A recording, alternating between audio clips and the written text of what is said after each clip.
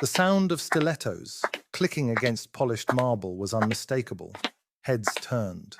Conversations stalled. Even the air seemed to still when Vixen entered the Lux Haven Hotel. The city's elite gathered here, sipping overpriced whiskey, pretending they were in control of their worlds. But the moment she walked in, the dynamic shifted. She was power-draped in silk, caramel skin illuminated under the chandelier's golden glow. Every curve, every movement, deliberate. Her perfume, a blend of danger and seduction, drifted through the air like an intoxicating spell. She wasn't just beautiful. She was the kind of woman who rewrote the rules the moment she stepped into the game.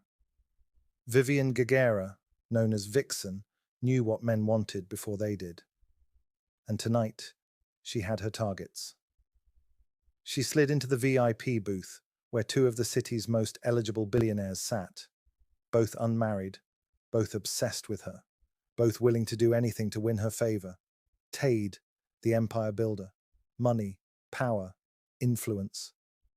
But when it came to Vixen, he was just another man desperate to be chosen. Leonard, the tech mogul, smooth, charming, dangerous in his own right. He wasn't used to being second place. But for Vixen, he was willing to compete. Unlike most women, Vixen didn't play favorites, at least deliberately. "I trust I'm not interrupting." Tade smirked, adjusting the gold cufflinks on his wrist. "That depends." "Are you here to make us beg?" Vixen traced the rim of her wineglass, pretending to think. "Not tonight, but if you're lucky. Maybe soon." Leonard exhaled sharply, shifting in his seat. "You love playing dangerous games." She leaned in slightly, just enough to let him catch a whiff of her perfume. "I don't play, darling. I win." She never gave too much, never gave too little. It was an art, the illusion of availability with the certainty of unattainability. A brush of fingertips along Tade's wrist, a soft laugh at Leonard's joke, lingering eye contact, then looking away, making them chase what they thought they almost had. She listened, not just to their words, but to what they weren't saying. Men loved to feel understood. She gave them that, made them feel powerful while quietly dismantling their control. She accepted lavish gifts, but never promised exclusivity. They pursued her, not the other way around. Tade leaned closer, lowering his voice. "I could give you the world, Vixen. You just have to say the word." She smiled, tilting her head. "That's sweet, darling, but you should know by now. I don't ask. I take." The conference room was sleek, modern, and dominated by men in tailored suits. Men who had built empires but couldn't take their eyes off the woman sitting at the head of the table. Vixen wasn't just another executive. She was the energy in the room, the one they leaned toward unconsciously, the one whose approval they sought, without realizing it. She sat poised, flicking through the investment reports in front of her.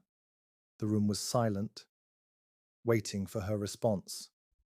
She let them wait, because power wasn't just about speaking. It was about knowing when to stay quiet. Then her phone buzzed softly beside her. Only one man would dare interrupt her in a meeting like this. Tade. She glanced at the message, lips curving slightly. "Dubai. Tonight. Private jet waiting. Say yes." She took her time before responding. That evening, Vixen arrived at the private airstrip, where a sleek black Gulfstream G700 waited for her. The flight crew stood in formation, ready to serve her every whim. A bottle of Dom Perignon Rosé was already chilling. She stepped onto the jet, her long coat draped over her shoulders, and was greeted by Tade, looking as polished and self-assured as ever. "Right on time," he mused, pouring her a glass of champagne. Vixen smirked, accepting the drink, but making no move to sit beside him just yet. "I never said yes." He leaned against the leather seat, eyes dark with amusement. And yet, here you are. She took a slow sip, letting the bubbles dance on her tongue before responding. Maybe I just like the view. Dubai sparkled in the night. A city built on excess, where men measured their worth by the weight of their wallets. But Vixen, she measured a man by how far he would go. For her, a private rooftop overlooking the Burj Khalifa, soft instrumental music, a table set for two. The waiters were attentive, but not to Tade. To her, every dish was her favorite, every wine pairing carefully curated. He leaned in slightly. Do you know why I wanted you here? She took a bite of the saffron-infused seafood, letting the taste linger before meeting his gaze. Because you like the chase. Tade chuckled, shaking his head. Because you make men feel things they've spent years pretending they don't need. She tilted her head. And what's that? Hunger, he said simply. For more? She laughed softly, leaning back. That's the thing about men, Tade. You all think you're in control until you realize you're not. He exhaled sharply, watching her. I could give you everything. You know that. She swirled her wine glass, watching the deep red liquid move. Everything is a dangerous promise. He reached into his pocket and placed a Cartier diamond bracelet on the table. Then let's start small. She didn't touch it, not yet, because control wasn't in taking, it was in making them offer more. The rooftop lights cast a warm glow over her skin as the evening wore on. Tade moved closer, his voice softer now. You drive me insane, Vixen. She smirked, brushing a stray curl from her face. So, I've been told. His fingers ghosted over her wrist, slow, deliberate. The air between them thickened, but she didn't move. She let him feel the tension, the unbearable space between what he wanted and what he couldn't have. Tade's jaw tightened. You enjoy this, don't you? She leaned in, just enough that he could feel the heat of her breath. More than you know. Then, just as quickly, she stood, slipping on her coat, walking away without another word. He exhaled, running a hand through his hair, watching her disappear into the Dubai skyline. She hadn't taken the bracelet, which meant, next time, he'd offer her something even bigger. Back in her penthouse suite, she slipped off her lips before she answered. Darling, she purred, stretching out the word like silk. Miss me already? Leonard's deep chuckle vibrated through the speaker. You're a hard woman to ignore, Vixen. Where the hell did you disappear to? She sipped her wine, tilting her head. Here and there. Had a beautiful dinner. A beautiful view. A beautiful... everything. Leonard exhaled sharply, and she could almost feel the tension across the line. And did Tade enjoy your... view? She laughed softly.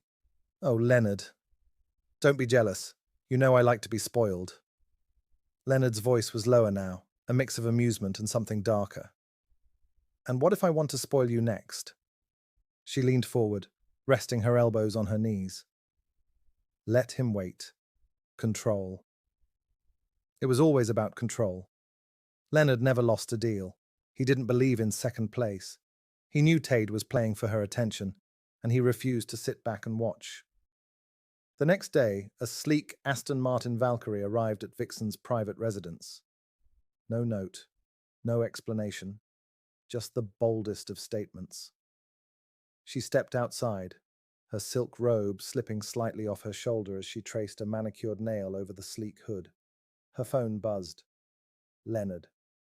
Well? He asked, skipping the pleasantries. She smiled. It's a start.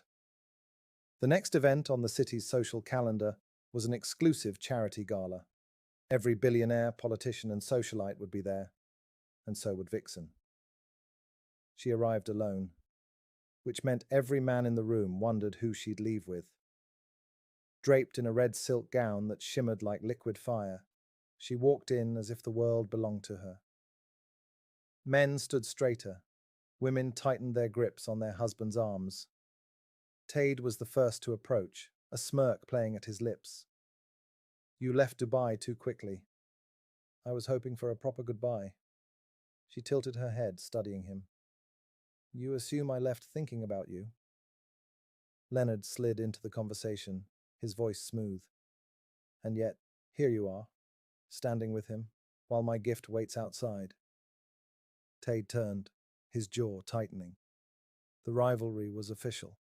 Vixen exhaled dramatically. "Boys, boys, must you always fight over me?" Tade's gaze darkened.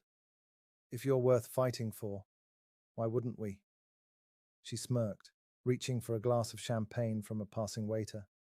She loved this. The tension, the pull, the power of being wanted, but never needing to be owned. But tonight, she had her own game to play. As the night wore on, Vixen's eyes caught sight of someone unexpected. A man who wasn't in their usual billionaire circles. A disruptor. A wild card. He was watching her. Not like the others. Not with hunger. Not with obsession. But with amusement. As if he saw through her. She felt the rarest thing she ever experienced. Curiosity. She turned away, determined to brush it off. She had men wrapped around her fingers. What was one stranger in a sea of admirers?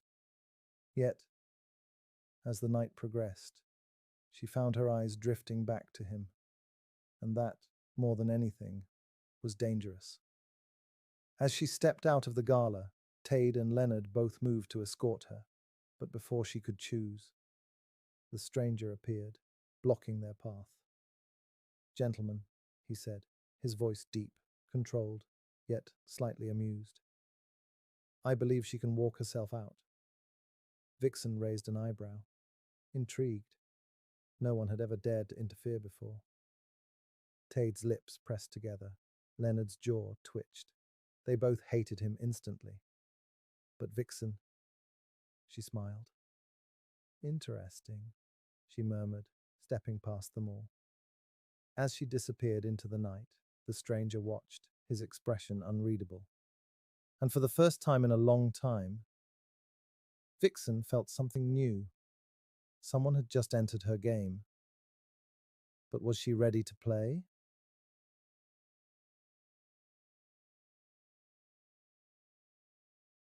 The next morning, Vixen sat at the edge of her bed, the silk sheets pooling around her waist.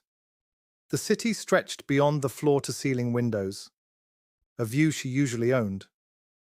But today, she felt something unusual, restlessness. It wasn't because of Tade. It wasn't because of Leonard. It was him, Julius Demboy. She had asked around, an artist, but not just any artist. His paintings sold for millions, yet he lived like a man who didn't care for the weight of his wealth.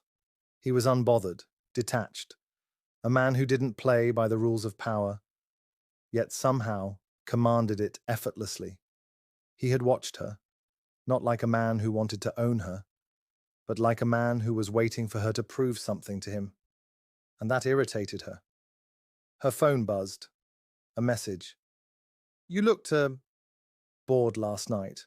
Coffee?" Vixen smirked, stretching her arms before typing back. "I don't drink coffee with men who think they understand me." Seconds later, a reply. "That's because none of them ever have." She stared at the screen, for a moment longer than she should have. Who the hell was this man? Vixen never met men in casual places. Men were supposed to come to her world, not the other way around. But curiosity had a pull she couldn't resist. She arrived at a private cafe, tucked in a quiet corner of the city, a place untouched by the decadence of her usual scene. Julius was already there, seated at a table outside. No security, no flashy car parked out front, just a man who looked like he belonged anywhere he chose to be. He didn't stand when she arrived, didn't try to impress. Instead, he looked up, amusement flickering in his dark eyes, like he knew she would come. "You don't seem like a woman who drinks coffee," he said as she sat down. She tilted her head. "And you don't seem like a man who needs to ask twice for what he wants." He smirked, studying her. "I don't." She folded her arms. "So why did you—" "Because you're used to men trying to win you," he mused. "I'm not interested in winning." He leaned forward slightly. "I just want to see how long you can pretend you don't care." Her fingers tightened around her cup for a split second. A small detail, but enough for him to notice. No man had ever disarmed her this quickly. Meanwhile, Tade and Leonard were losing patience. Their Cold War was turning into something dangerous. Tade made a move in the stock market that threatened Leonard's company. Leonard retaliated by poaching one of Tade's most valued executives. Both of them were losing focus. All because of one woman. Vixen knew it. She thrived in it. But tonight, for the first time, she wasn't thinking about them. She was thinking about Julius. After the cafe, she found herself pacing in her penthouse. This wasn't how it was supposed to be. She was always in control. She dictated the terms. She made men chase. And when they got too close, she made them beg for the privilege of being near her. But Julius, he didn't chase. He watched.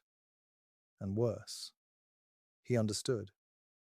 She poured herself a drink, a habit she indulged in only when something shook her. Who was he? And why did she feel like, for the first time in years, she was the one being studied? Her phone rang.